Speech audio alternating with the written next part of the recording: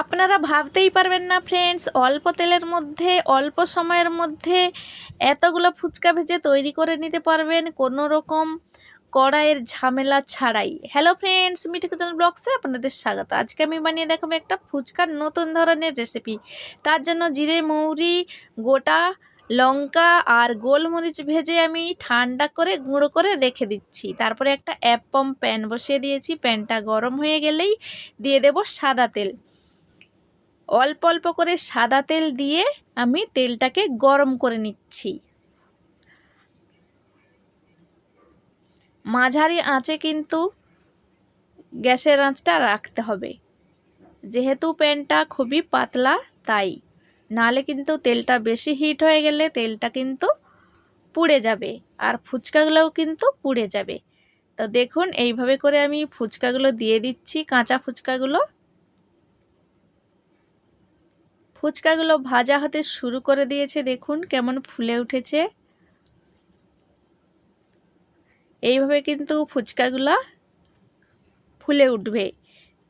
উল্টে পাল্টে কিন্তু দুই দিকটা কিন্তু ভেজে নেওয়া জরুরি, নাহলে কিন্তু এক পাশটা যদি না উল্টে দেন, যদি ভাবেন যে ফুলে গেছে আমি নামিয়ে নিচ্ছি, এরকম কিন্তু হবে না।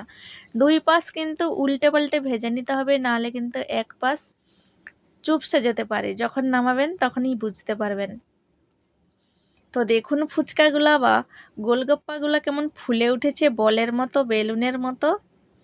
তো দুপাশ আমি উল্টে পাল্টে এইভাবে করে ফটাফট করে ভেজে নিতে হবে, নাহলে কিন্তু লাল হয়ে যেতে পারে। বেশি লাল হয়ে গেলে কিন্তু দেখতেও ভালো লাগবে না, খেতেও ভালো লাগবে না। তো এইভাবে করে আমি ফুচকাগুলো ভেজে নিচ্ছি।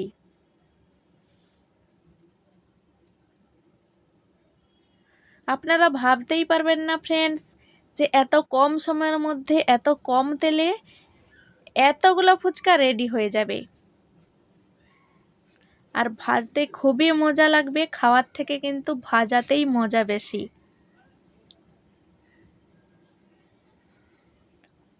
তো আমি এইভাবে করে তুলে নিয়ে আবারও ভেজে নেব। আমার যতগুলো ফুচকা দরকার ততগুলো কিন্তু আমি ভেজে নিচ্ছি।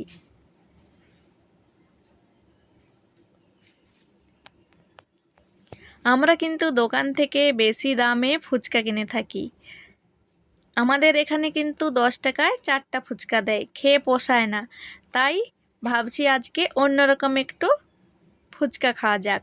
তো আমি দোকান থেকে কাঁচা ফুচকা কিনে নিয়ে এসেছি। তো বাড়িতে এইভাবে ভেজে নিচ্ছি। দেখুন কতটা বলের মতো ফুলে গেছে।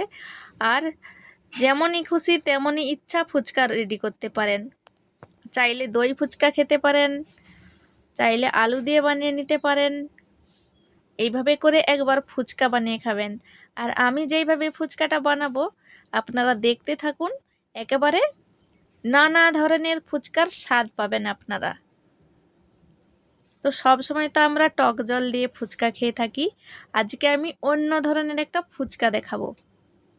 ফ্রেন্ডস, রেসিপিটি ভালো লেগে থাকে লাইক, কমেন্ট, শেয়ার করে চ্যানেলটিকে সাবস্ক্রাইব করার অনুরোধ রইল।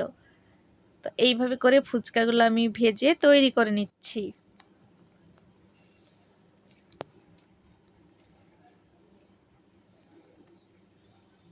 একটা প্লেটের মধ্যে এইভাবে করে সবগুলো জড়ো করে নিচ্ছি, সবগুলো ফুচকা। তো আবারও দেখুন এইভাবে করে আমি ভেজে নিচ্ছি।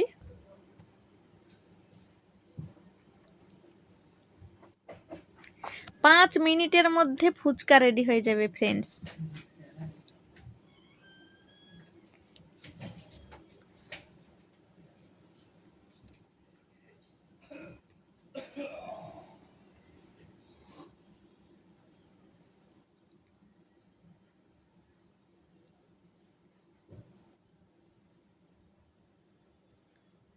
দেখুন আমি উল্টে পাল্টে কিন্তু ভেজে নিচ্ছি। কালারটা কিন্তু এমনই থাকতে হবে, বেশি না বেশি সাদা না বেশি লাল।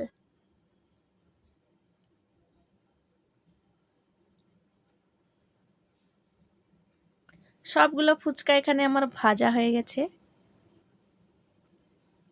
তো দেখুন আমি সব কিছু রেডি করে নিয়ে বসেছি আপনাদের সুবিধার জন্য, নাহলে কিন্তু ভিডিওটা অনেক বড় হয়ে যেতে পারে। প্রথমে আমি আলুটাকে যে সেদ্ধ করে রেখেছিলাম ছালটাকে ছাড়িয়ে নিচ্ছি। চাইলে কিন্তু আপনারা ছাল সমেত আলুটাকে মেখে নিতে পারবেন। প্রথমে আলুর ছালটাকে তুলে নিচ্ছি, তারপরে আপনাদের আলুটা মেখে দেখাচ্ছি। এমন স্বাদের একটা ফুচকা তৈরি করছি, আপনারা যদি এইভাবে বাড়িতে বানান তাহলে কিন্তু প্রশংসা করতে বাধ্য হবেন। আমার ফুচকার রেসিপিটি দেখে ভালো লাগলে কমেন্টে অবশ্যই জানাবেন যে কেমন হয়েছিল, আর বাড়িতে তো অবশ্যই বানাবেন। প্রথমে আমি দিয়ে দিচ্ছি ধনেপাতা কুচি, কাঁচা লঙ্কা কুচি। কাঁচা লঙ্কাটাকে কিন্তু খুবই পাতলা করে কুচাতে হবে। দিয়ে দিচ্ছি শসা, গাজর আর পেঁয়াজ কুচি।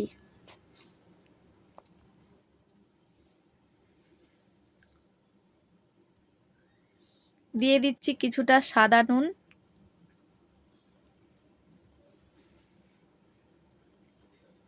কিছুটা বিট নুন, দিয়ে দিচ্ছি আমচুর পাউডার। আমার কাছে লেবুটা ছিল না, তাই আমি দিয়ে দিচ্ছি আমচুর পাউডার। এরপর দিয়ে দিচ্ছি ভেজে রাখা মশলা, দিয়ে দিচ্ছি সামান্য শেপ বলতে পারেন বা ঝুরি ভাজা, যে কিনতে পাওয়া যায় দোকানে, সেই পাতলাওয়ালা ঝুরি ভাজাটা দিয়ে আমি এইভাবে করে মেখে নিচ্ছি। এই আলুর টেস্টটা এতটা দারুণ হয় না বন্ধুরা, আপনারা বাড়িতে না বানালে বিশ্বাসই করতে পারবেন না, এতটা টেস্ট হয় এই আলুর। তো আলুটা আমি মেখে নিচ্ছি। চাইলে আপনারা সেদ্ধ মটর বা ছোলা দিতে পারবেন।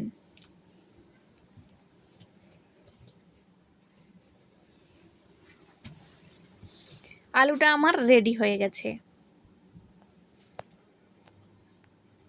দইয়ের মধ্যে আমি একটু বুন্দি দিয়ে দিচ্ছি। দইটাকে আমি প্রথমে সামান্য চিনি দিয়ে ফেটিয়ে রেখেছিলাম, তারপরে বুন্দিটা দিয়ে দিচ্ছি। তো এভাবে আমি ফুচকাটা ফাটিয়ে নিয়েছি। প্রথমে দিয়ে দেব যে আলুটা মেখে রেখেছি সেই আলুটা। তো ফ্রেন্ডস, আমি ধনেপাতার চাটনিটাও রেডি করে রেখেছি। সামান্য আদা, দুটো কাঁচা লঙ্কা আর কিন্তু এক টুকরো বরফ দিয়ে ধনেপাতাটাকে দেখবেন এভাবে মিক্সার জারে করে বেটে নেবেন, দেখবেন পারফেক্ট ধনিয়া চাটনি রেডি হয়ে যাবে, কালারটাও দারুণ হবে। দিয়ে দিয়েছি তেঁতুলের চাটনি আর এই শসা, পেঁয়াজ আর গাজর কুচিটা। তারপরে দিয়ে দিচ্ছি দই। তেঁতুলের চাটনিটাও বাড়িতে তৈরি করেছি, দেখুন ধনিয়া পাতার কালারটা কতটা দারুণ এসেছে। তারপরে উপর থেকে ভাজা মশলা আর একটু ঝিরি ভাজা দিয়ে সাজিয়ে নিয়েছি, কতটা দেখতে দারুণ লাগছে। এই যে ফুচকাটা আমি তৈরি করেছি, এইটা একবার খেয়ে দেখবেন, এতটা দারুণ হয়েছে কি না, মুখের ভেতরে যে ফুচকা ভরছেন না রসগোল্লা ভরছেন ভাবতেই পারবেন না, বা রসবড়া ভরছেন। তো আবার একটা ফুচকা আমি তৈরি করে নিচ্ছি। প্রথমে আলু দিয়ে দিচ্ছি, তারপরে দিয়ে দেব একটু তেঁতুলের চাটনি, তারপরে পেঁয়াজ, শসা, গাজর কুচি, তারপরে দিয়ে দেব একটু দই, তারপরে ধনেপাতার চাটনি, তারপরে সামান্য ভাজা মশলা আর ঝুরি ভাজা দিয়ে সবগুলো আমি প্লেটে সাজিয়ে নিয়েছি। এইভাবে করে সবগুলো বানিয়ে নিয়েছি, দেখুন এইভাবে অবশ্যই বানাবেন। তো দেখুন আমি সবগুলো তৈরি করে নিয়েছি। ফ্রেন্ডস, রেসিপিটা দেখে কেমন লাগলো কমেন্টে অবশ্যই জানাতে ভুলবেন না।